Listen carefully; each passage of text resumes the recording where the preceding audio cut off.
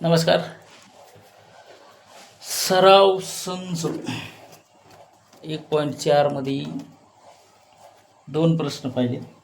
प्रश्न तिसरा पण पाहणार आहोत आपण आणि 2 झालेले आहेत आपले 1.4 मध्ये. आपण 3 मध्ये काम करत आहोत. प्रश्न तिसरा आपल्याला दिलेला आहे बघा. पुस्तक काढा तुमचं. पुस्तकामध्ये पण दिलेलं आहे. 27 x वजा 2 अधिक 31 y प्लस 3 बरोबर 85. आणि एक पुढचं समीकरण आपल्याला दिलेलं आहे 31 x वजा 2 प्लस पुढचं समीकरण आपलं 27 y प्लस 3 बरोबर 49. असे 2 समीकरण आपल्याला दिलेले. तुम्हाला इथं मांडून देतो मी. 3 नंबरचा प्रश्न चालू आहे आपला. 27 x वजा 2 प्लस वर दिलेलं आपल्याला 31 y प्लस 3 बरोबर 85. आणि दुसरं समीकरण आपल्याला हेच दिलेले. त्याच्यामध्ये काय सांगतील ते 31 x वजा 2 प्लस 27 y प्लस 3 बरोबर 89 प्लस 3 बरोबर 89. आपल्याला याच्या किमती पी क्यू या स्वरूपामध्ये घ्यायच्या आहेत. त्याच्यामुळं समीकरणाकडे फार बारकाईने लक्ष द्या. काय झालं? आता याला नंबर 1 नंबर 2 मध्ये मांडायचे आपल्याला. त्यामुळे आपण त्याला मांडून घेऊ. बघा, लक्ष द्यायचं. काय करायचंय इथं आपण मांडू. 27 x वजा 2 प्लस 31 y प्लस 3 बरोबर 85 याला नंबर 1. आणि 31 x वजा 2 प्लस 27 y प्लस 3 जवळपास किमती आपल्याकडे सारख्याच आलेल्या आहेत. याला 2 नंबर आपण देऊ शकतो. तो सगळं समीकरण आपल्याकडे सारखं आलेलं आहे. काय करायचं तुम्हाला पी आणि क्यू स्वरूपामध्ये त्याची मांडणी करायची. मग आता आपल्याला इथं काय करायचं बघा, लक्ष द्या. समजा आपण 3 दिवस झाले हेच समीकरण बघायला. आपल्याला ज्या वेळेस x वजा 2 दिलेला आहे याला आपल्याला घ्यायचंय पी आणि बरोबर याला पीच घ्यायचंय ना. आणि इकडे 1 y प्लस 3 याला घ्यायचे आपल्याला क्यू. अशा प्रकारे आपल्याला पी आणि क्यू मध्ये समीकरण मांडायचं आहे. आता तुमच्या लक्षात आलं पी आणि क्यू च्या स्वरूपामध्ये कसं मांडायचं आहे. आता बघा, हे समीकरण आपल्याला कशी मांडायचे आहेत इकडे लक्ष द्या. म्हणून इथं 27 च्या ऐवजी घ्यायचा पी प्लस 31 नंतर घ्यायचा क्यू बरोबर 85. हे क्यू आहे. एक आर्ड काढून. त्याच्यानंतर दुसरं दिले आपल्याला 31 इथं पण पीस घ्यायचा आहे प्लस 27 च्या नंतर क्यू घ्यायचा बरोबर 89. हे आपले समीकरण तयार झाले. आता ह्याच्यात काय झालं, समजा पहिले 1 2 झालं, मग याला 3 नाव द्या, याला 4 द्या. आता दोघांची बेरीज होत असेल तर बेरीज करा, वजाबाकी होत असेल तर वजाबाकी करा. मग मी इथं लिहितो समी 3 प्लस 4 करू. काय करायलो मी, बेरीज. लक्ष आहे ना तुमचं. 3 प्लस 4 करायलो म्हणजे मी काय करायलो त्याची बेरीज. तर काय करा, आता हे 3 प्लस 4 केलं. आपल्याला सरळ सरळ बेरीज करायची. मी हे मोडणार आहे कारण मला खाली जागा पुरत नाही. आणि जर तुम्हाला पाहिजेच असेल तरी ठेवा. इथले तुम्ही करू याची बेरीज करून मग करू आपण बेरीज. मग काय करायचं आपल्याला 27 पी प्लस 31 क्यू बरोबर 85 आणि 31 पी प्लस 27 क्यू बरोबर 89. याची मी तुम्हाला काय सांगितलं होतं, बेरीज करायची आहे मला.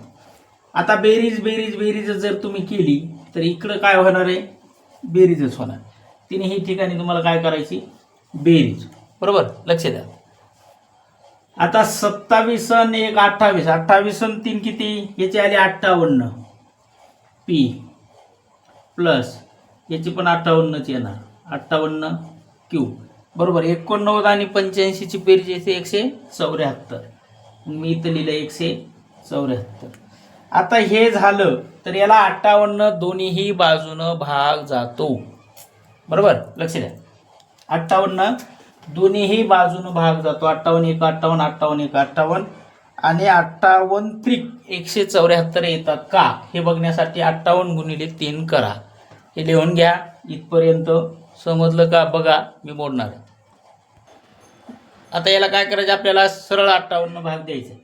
मग 58 1 58 म्हणजे इथं आला पी प्लस 58 1 58 म्हणजे क्यू बरोबर 58 त्रिक म्हणजे 3 हे तुमचं उत्तर येणार आहे. पी प्लस क्यू बरोबर 3 म्हणजे हे समीकरण होणार तुमच्याकडे 5. किती झालं हे? 5 नंबर झालेलं आहे. बघा लक्षात आलं. नसलं येत तर 174 छेदामध्ये 3 करा. 58 ते 174 छेदामध्ये 58 करा. 58 त्रिक 174 हे तुमचं येते का बघा. बरोबर. आता हे आपल्याला बेरीज करून भेटलेलं समीकरण आहे. मग आपण समी 3 आणि 4 ची परत वजा करू. 3 वजा 4 करू. 3 वजा काय करायचं आपल्याला? 4 करायचे. मग 3 वजा 4 करण्यासाठी तुमचं काय तुमचे जे समीकरण आहे ते परत जसेला तसे मांडा. मग आपल्याकडे सुरुवातीला 27 पी होता प्लस 31 क्यू होता बरोबर किती होतं? 85 दिलं ना भाऊच्या लक्षात. मग 31 क्यू पी होता प्लस 27 क्यू होता बरोबर होतं 89 वजा बाकी करून बघायची आहे का नाही. मग इथं 27 मधून 31 मधून आपलं 27 मधून 31 वजा करायचे. इथं आलं तुमचं वजा 4. मग अधिक जशाला तसे जे तुम्हाला दिलेले ते. आता 31 मधून 27 गेले 4 क्यू आला. 85 मधून 89 तुम्हाला वजा करायचे. इथं पण आले वजा 4. आता पूर्ण समीकरणाला तुमच्या भाग जाऊ शकतो. आता कितीनं भाग घालायचा आहे आपल्याला? आता 4 भाग घालायचा आहे. बरोबर. ह्या जे आलेले तुम्हाला याला 4 भागायचे. 4 भागू. मग भागा. 4 1 4 म्हणजे राहिला पी प्लस 4 1 4 म्हणजे राहिला क्यू आणि 4 1 4 म्हणजे राहिला 1. हे समीकरण 6 तुम्हाला भेटून जाईल. बरोबर. आता ते वजा होते इकडं आपल्याला घेताना इथं 3 अधिक घ्यावं लागते. आपले 1 अधिक घ्यावं लागेल. मग अशा प्रकारे हे इथं 6 नंबर देऊ शकतात तुम्ही. तुम्हाला जर समीकरण घ्यायचं असेल तर मग त्याला 6 नंबर द्या याला. आता 5 6 आपल्याकडे दोन्ही पण भेटलेले आहे. 5 आले तुझं पी प्लस क्यू बरोबर 3 आणि हे आले पी प्लस क्यू बरोबर 4. वजा आहे मी आधी केले. वजा किती आलं तुमचं? 4 1. मग आता समीकरण 5 आणि 6ची आपल्याला परत बेरीज करायची. मग लिहा समी 5 प्लस 6 करून 5 काय आहे? पी प्लस क्यू बरोबर 3 आणि हे आहे पी वजा क्यू बरोबर 1. बेरीजच करायची ना तुम्हाला. मग बेरीजच करा. क्यू क्यू कटला. पी प्लस पी 2 पी बरोबर 3 आणि 1 4. सरळ काय करायचं तुम्हाला? पी ची किंमत काढायची. आता इथं पी ची किंमत खूप सोपी येणार होता. इथंच लिहा तुम्ही बाजू. लक्ष द्या. मग म्हणून 2 पी बरोबर 4 पी बरोबर 4 आपल्या जागेवर हा 2 गुणाकारात इथं आला भागाकार. पी बरोबर 2 4 म्हणजे किंमत किती आली तुझी? 2 आली का? आता 2 ही किंमत पुन्हा तुम्हाला 5 मध्ये ठेवावं लागेल. हे तुमचं 5 आलेलं कुठे? हे 5. मग ही पी बरोबर 2 ही किंमत 5 मध्ये ठेवायची. म्हणजे समीकरण बऱ्यापैकी तुमच्या लक्षात आलेलं आहे का नाही. मग आता ही 5 मध्ये ठेवताना लक्ष द्या. आता मी वरचं मोडणार पटकन लिहून घ्या 1 मिनिटात. पी बरोबर 5 ही किंमत कुठं ठेवायची तुम्हाला? समी 5 मध्ये ठेवायची होती. समी 5 काय आपल्याकडे दिलेला आहे बाबा? पी प्लस क्यू बरोबर 3. मग पी ची किंमत आहे 2. मग 2 प्लस क्यू बरोबर 3. आपल्याला किंमत 3 ची काढायची. क्यू ची काढायची. क्यू बरोबर 3 आपल्या जाग्यावर 2 अधिक आहे पाठीमागं गेला वजा झाला. क्यू बरोबर तुमची किंमत येईल 1. बघा लवकर उत्तर हे आहे का? जर असेल तर परत आपल्याला पी आणि क्यूच्या किमती परत ठेवाव्या लागतील.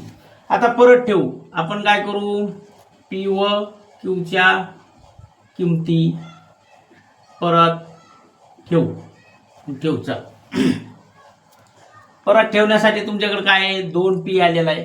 2p ची किंमत होती 1/(x-2) आणि क्यूची काय होती बाबा, इथं लिहितो मी p बरोबर, इथं लिहितो q बरोबर. क्यूची काय किंमत दिलेली होती तुम्हाला, 1 आली. क्यूची किंमत किती आली, 1. ही काय इथं दिलेली आहे बरोबर.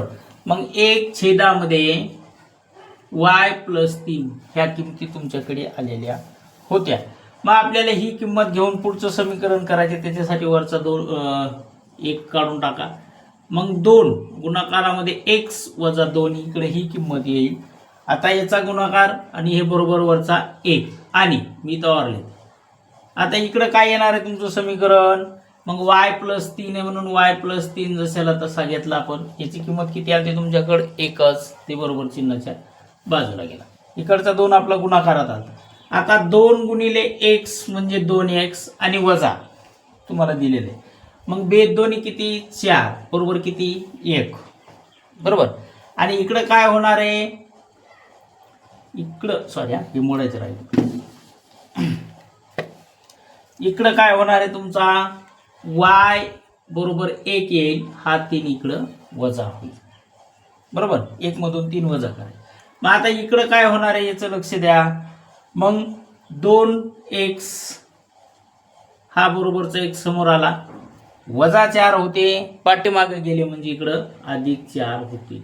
आता इकडं काय झालं, y बरोबर 1 मधून 3 वजा केले, उत्तर आलं तुमचं 2. आता इकडं काय, दोघांची बेरीज, मग म्हणून 2x बरोबर 4 आणि 1 5. आता इथं x च्या किमती काढायच्या, इकडं y ची तर तुमची निघली. y बरोबर किती आलं भावड्या, 2 आलं बरोबर. कोणतं, -2. मग इथं -2 आलं. आता x ची किंमत काढायची म्हणून x आपल्या जाग्यावर बरोबर 5 पण आपल्या जाग्यावर 2 गुणाकारातला भागाकारामध्ये. x ची किंमत यायली तुमची 5/2 आणि y ची किंमत यायली फक्त 2, आपलं सॉरी -2. आता x आणि y च्या किमती काढायच्यात, मग म्हणून x, y एका कंसामध्ये आणि दुसऱ्या कंसामध्ये आलं 5/2, -2 किंवा त्याला तुम्ही अशा प्रकारे एक सामायिक समीकरणाची उकल आलेली आहे. अशा प्रकारे मी तिसरा प्रश्न तुम्हाला समजून दिलाय. चौथा पण याच्यामधला शेवटचाच राहणार आहे प्रश्न आपला, तो पण आपण बघणार आहोत. याच्यामध्ये काही समस्या असेल तर पटकन विचारा, कारण तिसऱ्यामध्ये आपण इथं थांबणार आहोत. बघा मी सोडवले, अनावधानानं कोणाच्या लक्षात आलं नसेल किंवा काही एखादी कन्सेप्ट जी माझ्याकडून तुम्हाला सांगण्यात मी कमी पडलो असेल तरी पण सहकार्य करा. चला लिहून घ्या, तुम्ही स्क्रीनशॉट घ्या.